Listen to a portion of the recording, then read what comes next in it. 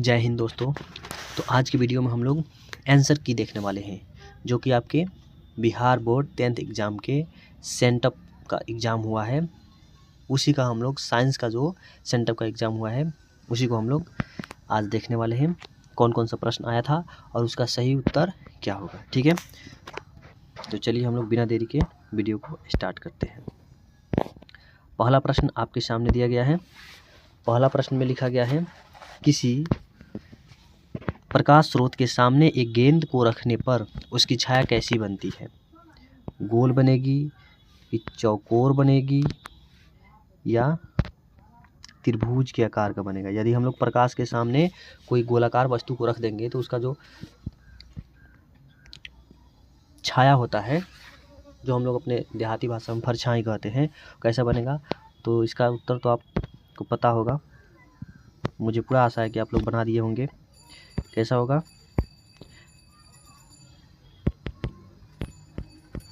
इसका हो जाएगा वृत्ताकार, ठीक है। आगे बढ़ते हैं। आगे देखिए, आगे 2 नंबर में कहा गया समतल दर्पण द्वारा प्रतिबिंब बनता है। तो आप पढ़े होंगे प्रकाश चैप्टर, तो उसमें आपको बताया गया होगा समतल दर्पण द्वारा हमेशा काल्पनिक प्रतिबिंब बनता है। कैसा प्रतिबिंब बनता है? काल्पनिक प्रतिबिंब। समतल दर्पण द्वारा काल्पनिक प्रतिबिंब बनता है, ठीक है। आगे देखिए, 3 नंबर में कहा गया है सरल सूक्ष्मदर्शी में किसका उपयोग होता है? उत्तल दर्पण का होता है कि अवतल लेंस का होता है कि उत्तल लेंस का होता है कि अवतल दर्पण का होता है? बताइए इसका सही उत्तर क्या होगा? 3 का ऑप्शन नंबर सी हो जाएगा, उत्तल लेंस। क्या हो जाएगा? उत्तल लेंस। उत्तल लेंस हो जाएगा।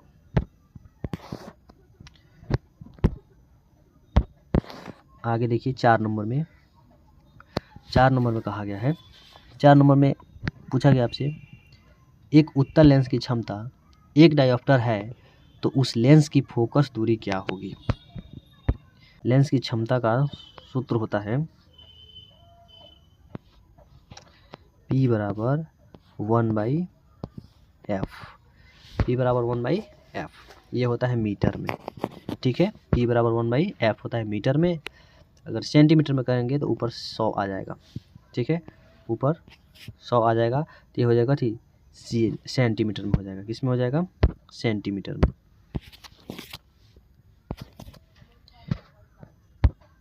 मीटर में पूछेगा तो P बराबर 1/f, ये होता है मीटर में। सेंटीमीटर में पूछेगा तो P बराबर 100/f होता है सेंटीमीटर में। तो हमसे फोकस दूरी पूछा गया है। फोकस दूरी पूछा गया है तो चलिए फोकस दूरी को इधर रहने देते हैं। तो हो जाएगा F बराबर 100 इंटू, और P का मान कितना दिया है? 1 दिया है। तो हो जाएगा कितना? फोकस दूरी 100 सेंटीमीटर हो जाएगा, ठीक है। तो इसका उत्तर क्या हो जाएगा? 100 सेंटीमीटर। 100 सेंटीमीटर हो जाएगा। कितना हो जाएगा? 100 सेंटीमीटर हो जाएगा। आगे चलिए, अगला प्रश्न, निर्वात में प्रकाश की चाल कितना होता है? 3 × 10⁸ मीटर प्रति सेकंड। 3 × 10⁸ मीटर प्रति सेकंड। 6 नंबर, एक एंगस्ट्रॉन का मान कितना होता है? एक एंगस्ट्रॉन का मान कितना होता है? 10⁻−10 मीटर। 7 नंबर में देखिए, 7 नंबर में कहा गया है फोटोग्राफी कैमरा का अभिदृश्यक लेंस होता है। अभिदृश्यक लेंस कैसा होता है? अवतल लेंस होता है कि उत्तल लेंस होता है? उत्तल दर्पण होता है कि अवतल दर्पण होता है? बताइए 7 नंबर का सही उत्तर क्या होगा? ऑप्शन नंबर बी इसका राइट हो जाएगा। 8 नंबर में देखिए, 8 नंबर में कहा गया है निम्नलिखित में से किसका अपवर्तनांक सबसे कम होता है? तारपीन की, बेंजीन की, पानी की कि केरोसिन की? 8 नंबर का ऑप्शन नंबर ये हो जाएगा। जल्दी जल्दी से आप मिला लीजिए और जो गलत होगा आपका आंसर उसको सही लगा लीजिएगा, टिक लगा लीजिएगा इसमें से मिलाकर, और इसको याद कर लीजिएगा, ठीक है। 9 नंबर में देखिए क्या कहा गया है। 9 नंबर में कहा गया है यदि प्रकाश की चाल निर्वात में c हो तो कांच में n बराबर 1.5 प्रकाश की चाल होगी। बताइए कितना होगा? 9 का बताइए। 9 का ऑप्शन नंबर सी हो जाएगा। 9 का ऑप्शन नंबर सी हो जाएगा।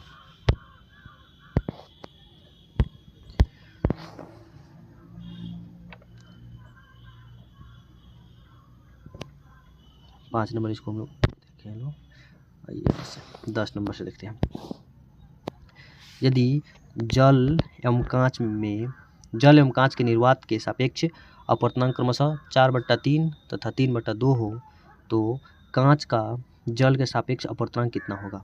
10 का सही उत्तर क्या हो जाएगा, 10 का ऑप्शन नंबर डी हो जाएगा। 10 का क्या हो जाएगा, ऑप्शन नंबर डी होगा। अगर कहिएगा इसको बनाने के लिए तो इस पर एक अलग से वीडियो आपको बना दिया जाएगा। जितने भी इसमें न्यूमेरिकल टाइप के प्रश्न हैं उसके लिए एक अलग से वीडियो आप लोग कहिएगा तो बना देंगे और समझा देंगे कैसे बनता है। ठीक है, आगे देखिए, इसमें हम लोग केवल आंसर को देख रहे हैं कौन सा राइट आंसर है। ठीक है, निम्नलिखित में से कौन नेत्र का रंगीन भाग है। नेत्र का जो रंगीन भाग है उसको हम लोग क्या कहते हैं, कर्निया कहते हैं कि परितारिका कहते हैं कि रेटिना कहते हैं कि पुतली कहते हैं।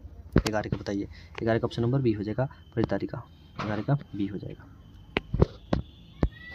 12 नंबर में देखिए, रेटिना प्रकाश को परिवर्तित करता है वास्तविक प्रतिबिंब में, विद्युत सिग्नल में, ए और बी दोनों में, इनमें से कोई नहीं।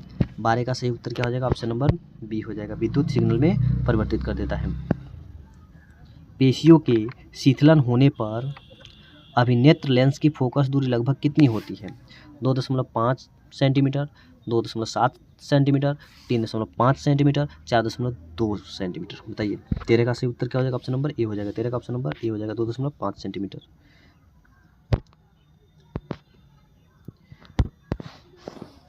14 नंबर देखिए, 14 नंबर में कहा गया है विद्युत धारा की प्रबलता कैसे मात्रक होता है, एम्पियर, ओम, वोल्ट, जूल। 14 का सही उत्तर क्या हो जाएगा, एम्पियर। आर ओम प्रतिरोध वाले एन प्रतिरोधों को समांतर क्रम में जोड़ने पर समतुल्य प्रतिरोध होगा। किसमें जोड़ना है, समांतर क्रम में जोड़ना है। समांतर क्रम में एक होता है श्रेणी क्रम, इस प्रकार से जोड़ा जाता है तो इसको क्या कहते हैं, श्रेणी क्रम में। ठीक है, और समांतर क्रम में जैसे में प्रतिरोधों को हम लोग ऐसे जोड़ देते हैं, ये क्या हो गया, समांतर क्रम में। ये हो गया समांतर क्रम में। किस क्रम में हो गया, समांतर क्रम में हो गया। तो यही आपसे पूछा गया 15 नंबर में। 15 नंबर में क्या हो जाएगा, ऑप्शन नंबर बी हो जाएगा इसका राइट आंसर। ठीक है, आगे बढ़ते हैं हम लोग। एक अश्व शक्ति बराबर होता है, एक अश्व शक्ति बराबर कितना होता है, 746 वाट होता है, 746 वाट। दिक् सूचक की सुई होती है, नाल चुंबक, छड़ चुंबक, ए और बी दोनों, इनमें से कोई नहीं। ऑप्शन नंबर बी हो जाएगा, छड़ चुंबक होती है, छड़ चुंबक। ऑप्शन नंबर बी हो जाएगा इसका, छड़ चुंबक होती है।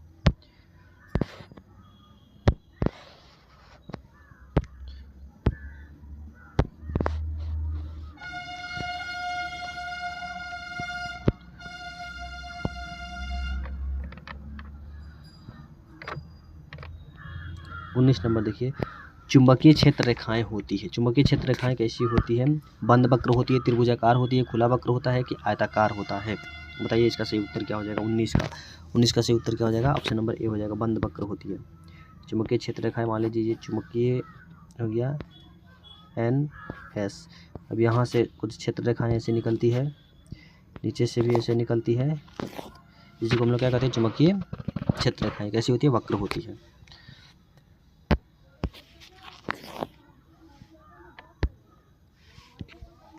बीस नंबर में कहा गया है निम्नलिखित में से AC मोटर की कुंडली के दोनों सिरों पर होते हैं। 20 नंबर में बताइए, ऑप्शन नंबर ए हो जाएगा इसका, 20 का ऑप्शन नंबर राइट हो जाएगा, पूर्ण वलय होता है। सी नंबर में चुंबक के भीतर चुंबकीय क्षेत्र रेखाएं किस दिशा में होती है। चुंबक के भीतर पूछ रहा है, जैसे में अभी आपको बताए थे, चुंबक के भीतर में इसमें ये चुंबक हो गया, इसमें बल रेखाएं किस प्रकार से होती है बताना है हम लोग को। दक्षिण ध्रुव से उत्तरी ध्रुव, उत्तरी ध्रुव से दक्षिण ध्रुव की दोनों, इनमें से कोई नहीं। 21 का क्या हो जाएगा, 21 का ऑप्शन नंबर ए हो जाएगा, दक्षिण ध्रुव से उत्तरी ध्रुव की ओर होती है।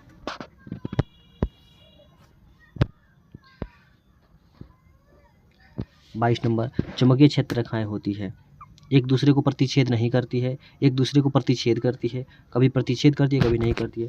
तो चुंबकीय क्षेत्र रेखाएं जो होती है एक दूसरे को कभी भी प्रतिच्छेद नहीं करती है, एक दूसरे को कहीं पर भी नहीं काटती है, इसको ध्यान में रखिएगा। CNG का फुल फॉर्म होता है, CNG का फुल फॉर्म क्या होता है, कंप्रेस्ड नेचुरल गैस। सीएनजी का फुल फॉर्म क्या होता है? Compressed natural gas. लाल रंग से अधिक तरंगदैर्ध्य वाली किरणों को कहते हैं, क्या कहते हैं? औरक्त किरण कहते हैं। उसको क्या कहते हैं? औरक्त किरण कहते हैं, औरक्त। 20 नंबर में देखिए, कौन सा ऊर्जा स्रोत सौर ऊर्जा के व्युत्क्रम नहीं है?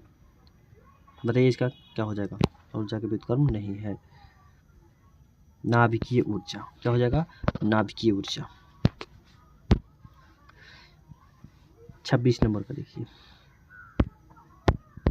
26 नंबर में ग्रीन हाउस गैसों का सबसे ज़्यादा उत्सर्जन होता है बायोगैस से, सीएनजी से, जीवाश्म ईंधन से, इनमें से कोई नहीं। तो इसका उत्तर हो जाएगा जीवाश्म ईंधन से। सोलर सेल बना होता है, सोलर सेल किसका बना होता है? सोना का बना होता है, प्लेटिनम का बना होता है, सिलिकॉन का बना होता है कि लिथियम का बना होता है? इसका सही जवाब क्या हो जाएगा? सिलिकॉन का बना होता है, सिलिकॉन का।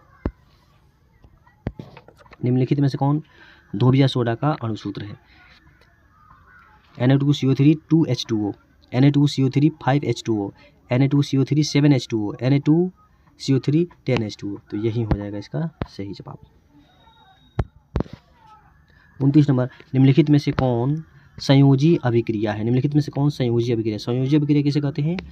जब दो या दो से अधिक पदार्थ जुड़कर एक नए पदार्थ का निर्माण करते हैं तो उसे संयोजी अभिक्रिया कहते हैं। तो देखिए यहाँ पे ध्यान दीजिएगा, यहाँ पे दो पदार्थ भाग लिया है अभिक्रिया में और दो ही पदार्थ बना है, तो ये तो संयोजी अभिक्रिया नहीं होगा।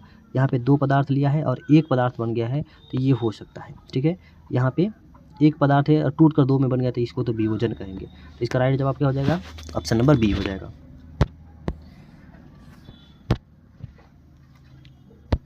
30 नंबर में देखिए, निम्न में कौन ऑक्सीकरण की अभिक्रिया नहीं है? ऑक्सीकरण की अभिक्रिया नहीं है। श्वसन, अवक्षेपण, दहन, भोजन का पाचन। 30 का सही उत्तर क्या होगा बताइए? 30 का सही उत्तर हो जाएगा option number B. Option number B हो जाएगा।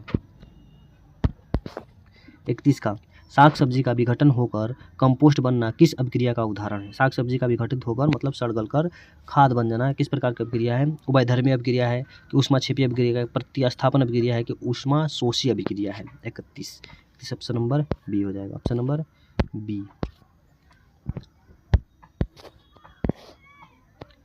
वायुयुक्त खाद्य सामग्री को विकृत गंधित होने से बचाने के लिए उसमें मिलाए जाने वाले पदार्थ को क्या कहते हैं? बताइए क्या कहते हैं? अपचायक कहते हैं कि प्रति अपचायक कहते हैं कि उपचायक कहते हैं कि प्रति उपचायक कहते हैं?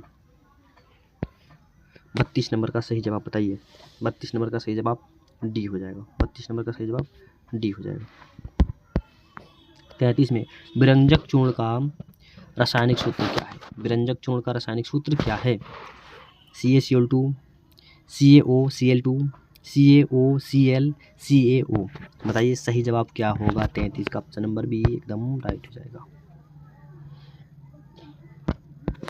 हमारे पेट में कौन सा अम्ल बनता है? HCOOH,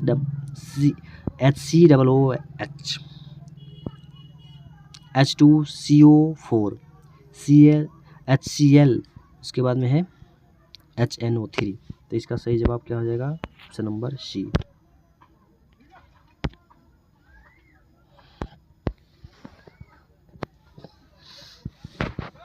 NaHSO4 क्या है? उदासीन लवण है, अम्लीय लवण है, क्षारीय लवण है, इनमें से कोई नहीं। 35 का ऑप्शन नंबर बी हो जाएगा बिल्कुल सही जवाब। धातुएं आवर्त सारणी में किस ओर पाई जाती है? धातु जो होता है आवर्त सारणी में किस ओर पाई जाती है? दाईं ओर, केंद्र में, बाईं ओर, केंद्र में, लैथेनाइड तत्वों के साथ, इनमें से कोई नहीं। 36 का जवाब होगा ऑप्शन नंबर बी। 36 का क्या हो जाएगा? Option number B. 37, स्कूल की घंटी जो होती है वो किस धातु का बना होता है? एक चालक है, तन्य है, सोनोरस है, आघात वर्ध्य है? बताइए 37 का सी हो जाएगा। सोनोरस है। लोहे की परमाणु संख्या कितनी होती है? 23, 25, 24, 26। क्या हो जाएगा? ऑप्शन नंबर 26 हो जाएगा। लोहे की परमाणु संख्या 26 हो जाएगा।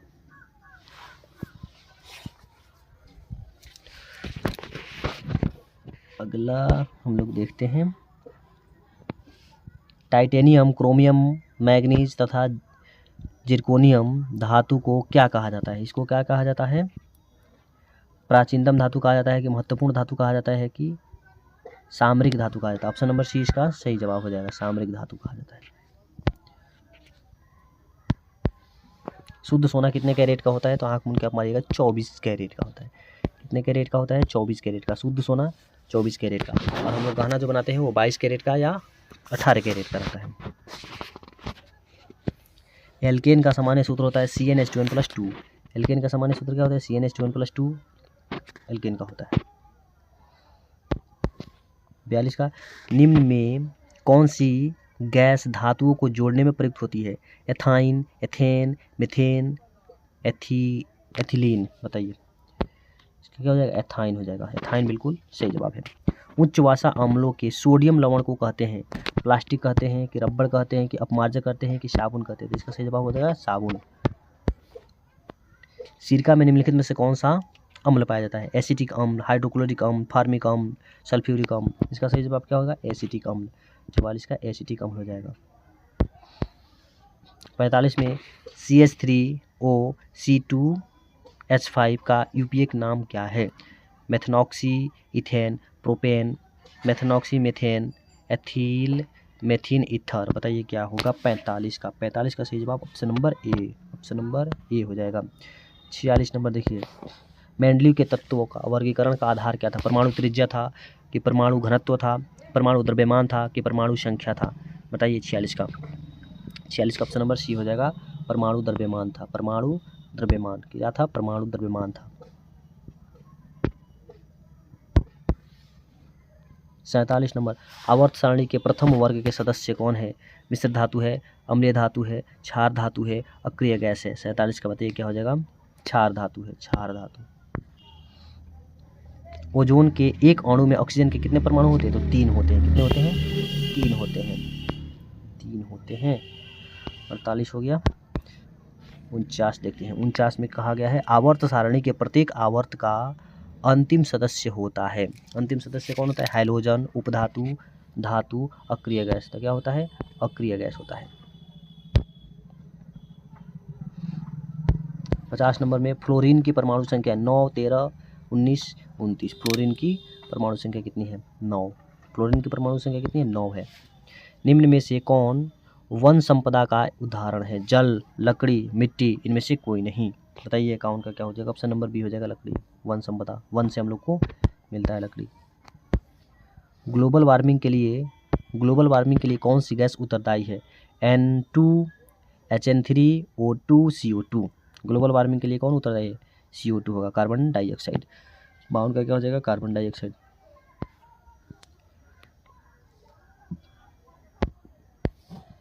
चिपको आंदोलन का मुख्य उद्देश्य क्या था? चिपको आंदोलन का मुख्य उद्देश्य क्या था? बिजली उत्पादन करना, प्रदूषण को रोकना, वृक्षों को काटने से रोकना। क्या हो जाएगा? ऑप्शन नंबर सी हो जाएगा, वृक्षों को काटने से रोकना। कोयला तथा पेट्रोलियम है, नाभिकीय ईंधन है, नवीकरणीय ईंधन है, जीवाश्म ईंधन है, इनमें से सभी। बताइए क्या हो जाएगा? जीवाश्म ईंधन। जीवों के सड़ने गलने से जो ईंधन बनता है उसे जीवाश्म ईंधन कहते हैं।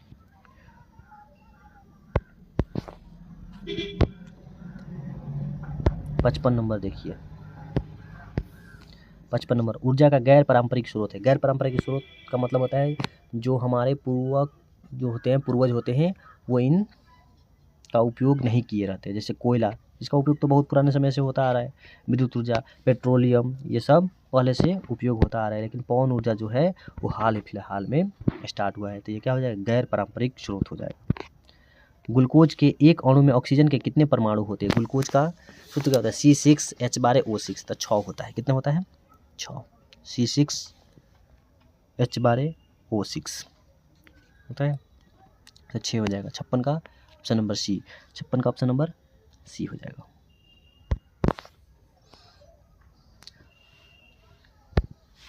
पौधे नाइट्रोजन किस रूप में प्राप्त करते हैं? नाइट्रेट के रूप में, नाइट्राइट के रूप में, ए और बी दोनों में, इनमें से कोई नहीं। 57 का बताइए। 57 का क्या हो जाएगा? ऑप्शन नंबर सी हो जाएगा, ए और बी दोनों।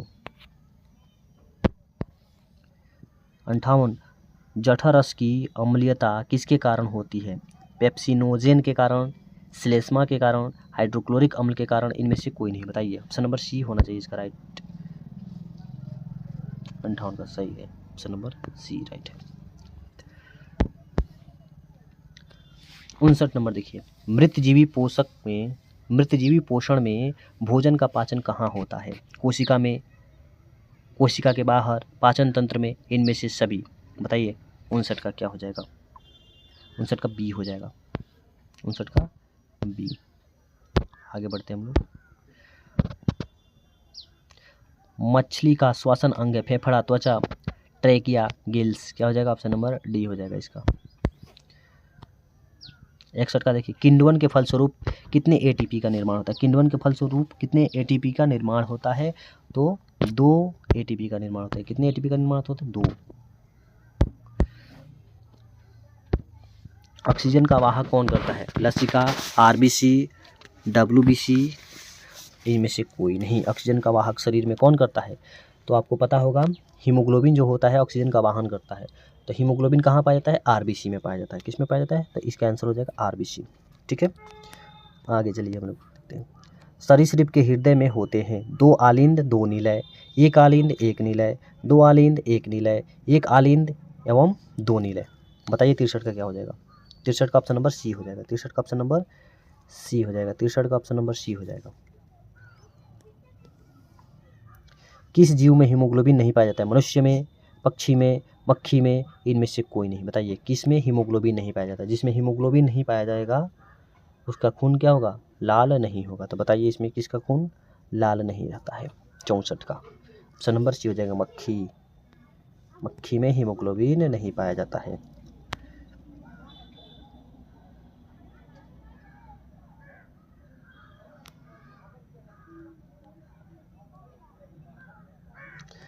पैंसठ।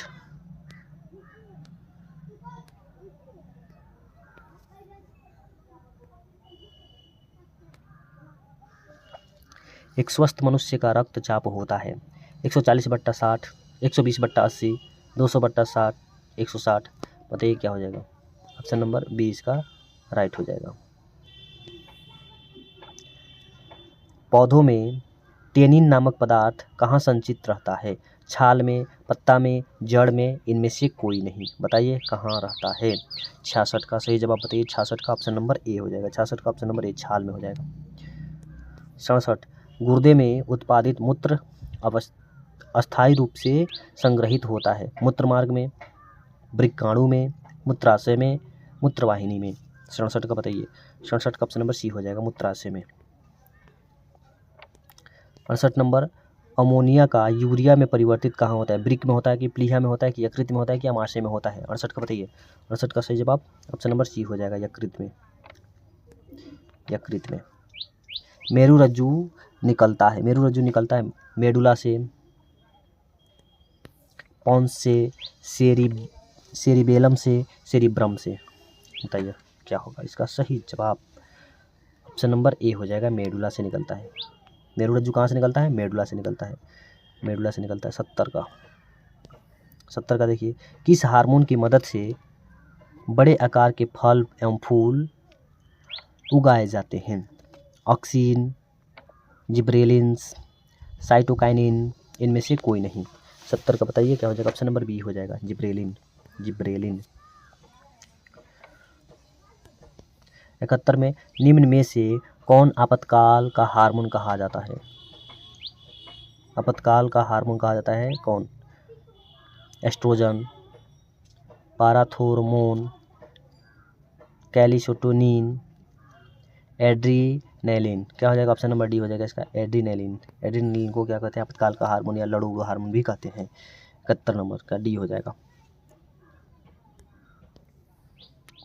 72 नंबर में द्विखंडन द्वारा जनन होता है। ईस्ट में होता है, लिस्मेनिया में होता है कि अमीबा में होता है कि बी और सी दोनों में होता है? 72 का सही जवाब क्या हो जाएगा? ऑप्शन नंबर डी हो जाएगा। बी और सी दोनों में होते हैं, यानी ये वाला द्विखंडन होता है। अमीबा में भी होता है, लिस्मेनिया में भी होता है। निम्न में से कौन उभयलिंगी जंतु है? बिल्ली, बकरी, केचुआ, कुत्ता। 73 का बताइए। 73 का ऑप्शन नंबर सी हो जाएगा। 73 का ऑप्शन नंबर सी क्या हो जाएगा? केचुआ उभयलिंगी है।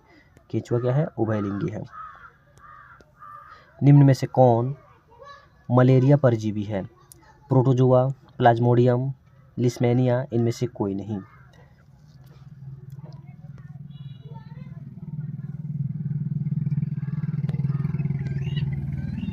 बताइए क्या होगा इसका सही जवाब? 74 का सही जवाब क्या हो जाएगा? बताइए जल्दी से। 74 का सही जवाब क्या होगा? ऑप्शन नंबर डी हो जाएगा। ऑप्शन नंबर डी, इनमें से कोई नहीं। 74 का ऑप्शन नंबर डी हो जाएगा। 75 को देखते हैं हम लोग। 75, डेंगू उत्पादन करने वाले मच्छर रहते हैं। डेंगू उत्पादन करने वाले मच्छर रहते हैं गंदा जल में, साफ जल में, समुद्र जल में, इनमें से कोई नहीं। ये बहुत ही वीवीआई प्रश्न है।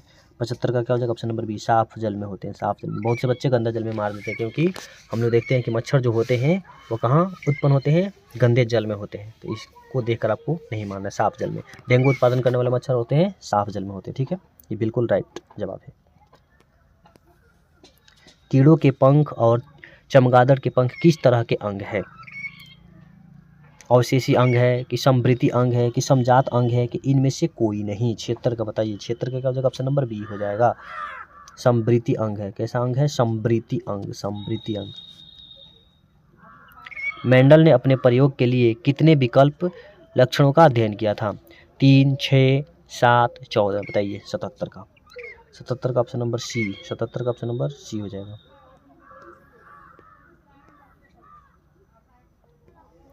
78 नंबर, मनुष्य का वैज्ञानिक नाम क्या है? होमो हैबिलिस, होमो एरिक्टस, होमो सेपियंस, इनमें से कोई नहीं। 78 का बताइए। 78 का ऑप्शन नंबर सी हो जाएगा। 78 का क्या हो जाएगा? ऑप्शन नंबर सी, होमो सेपियंस। 79 में, पुरुषों में लिंग गुणसूत्र होते हैं। पुरुषों में कौन से लिंग गुणसूत्र होते हैं? इसको हम लोग को बताना है। XY होता है कि XX होता है कि दोनों होता है कि इनमें से कोई नहीं? तो इसका सही जवाब ऑप्शन नंबर ए हो जाएगा, XY होता है। 80 नंबर, पर्यावरण दिवस कब मनाया जाता है? तो इसका सही जवाब क्या हो जाएगा? 5 जून। तो मिलते हैं अगले वीडियो में अगले सब्जेक्ट के साथ। तब तक के लिए जय हिंद, जय भारत।